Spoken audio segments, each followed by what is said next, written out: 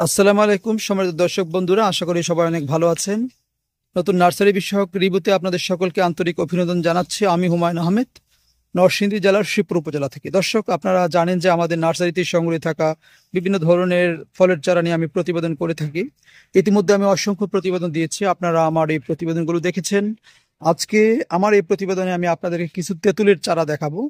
দর্শক, আমরা সবাই জানি যে সাধারণত তেঁতুল হচ্ছে একটি টক জাতীয় ফল, কিন্তু আমি এখন যে তেঁতুল গাছ আপনাদেরকে দেখাবো এটা টক কোনো তেঁতুল না, এটা হচ্ছে মিষ্টি তেঁতুল। আর আমরা সাধারণত যারা কক্সবাজারে গিয়ে থাইল্যান্ডের যে মিষ্টি তেঁতুলগুলো কিনে থাকি বা খেয়ে থাকি, বা অনেক ক্ষেত্রে আমরা এটা বিভিন্ন সুপার শপে পেয়ে থাকি মিষ্টি তেঁতুল, এটা হচ্ছে সেই জাত। আর এই মিষ্টি তেঁতুল নিয়ে আমি আগেও কিছু প্রতিবেদন দিয়েছি, আপনারা আমার এই প্রতিবেদনগুলি দেখেছেন, গাছে ফল সহ দেখিয়েছি। তো আমি এখন যে এই তেঁতুল গাছ চারাগুলো আপনাদেরকে দেখাবো, এটি হচ্ছে খুব ছোট গাছেই ফল চলে আসে, কলমের গাছ। আর এটা যারা ছাদে চাষ করতেছেন তাদের জন্য বেশ প্রযোজ্য। তো দর্শক, আপনারা দেখতে পাচ্ছেন এই তেঁতুল গাছগুলো, এবং খুব বেশি বড় না, কিন্তু 3 ফিটের মতো উচ্চতায় আছে। এবং এই ছোট গাছেই কিন্তু আপনারা দেখতে পাচ্ছেন যে মিষ্টি তেঁতুলের ফুল চলে আসছে। আর এটা 12 মাসি একটি জাত, বছরে দুবার ধরে, এবং ফলনের পরিমাণ অনেক বেশি। আমাদের দেশি তেঁতুল থেকে ফলের পরিমাণ অনেক বেশি। আর এই মিষ্টি তেঁতুলের 3টি ভ্যারাইটি আছে। একটি হচ্ছে ভিতরে লাল হয় কাঁচা অবস্থায়, পাকলে ভিতরে খয়েরি হয়, কালচা ধরনের রং আসে। আর আরেকটি হচ্ছে যে কাঁচা টক, পাকলে মিষ্টি। আর আরেকটি ভ্যারাইটি হচ্ছে কাঁচাও মিষ্টি, পাকলেও মিষ্টি। এখন যেই চারাগুলো দেখতে পাচ্ছেন এগুলো হচ্ছে কাঁচাও মিষ্টি, পাকলেও মিষ্টি এমন একটি জাত, এবং থাইল্যান্ডের জাত। ফলনের পরিমাণ অনেক বেশি, প্রচুর পরিমাণে ফল ধরে, আপনাদেরকে আমি দেখাচ্ছি। আপনারা দেখতে পাচ্ছেন যে ছোট গাছে ফুল, এখানে ফুল দেখতে পাচ্ছেন আপনারা।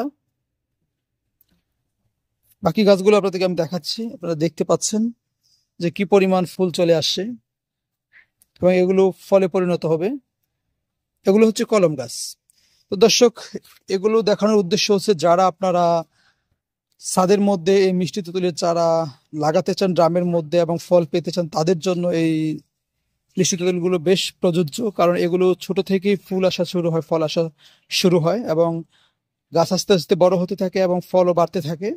তো ছোট অবস্থায় যারা ফল পেতে চান, ড্রামের মধ্যে যারা ফল পেতে চান ছাদের মধ্যে, তাদের জন্য এই মিষ্টি তেঁতুলের এই চারাগুলো বেশ প্রযোজ্য এবং সব থেকে ভালো মানের চারা। আপনারা দেখতে পাচ্ছেন যে প্রতিটি চারাতে কিন্তু ফুল।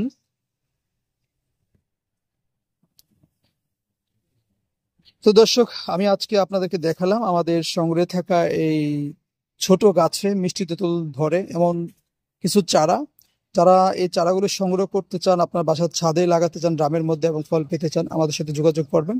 মোবাইল স্ক্রিনে নাম্বার দেওয়া আছে, আমাদের সাথে যোগাযোগ করলে আমরা এই চারাগুলো আপনাদেরকে সরবরাহ করতে পারবো। আর আরেকটি বিষয় হচ্ছে দর্শক, আমাদের এই নতুন নতুন ফলের চারাগুলো নিয়ে আপনারা ভিডিও পেতে আমার চ্যানেলকে সাবস্ক্রাইব করে দিবেন, যেন আপনারা আমি নতুন ভিডিও দিলে সাথে সাথে পেতে পারেন। দর্শক, আপনারা ভালো থাকবেন। আল্লাহ হাফেজ।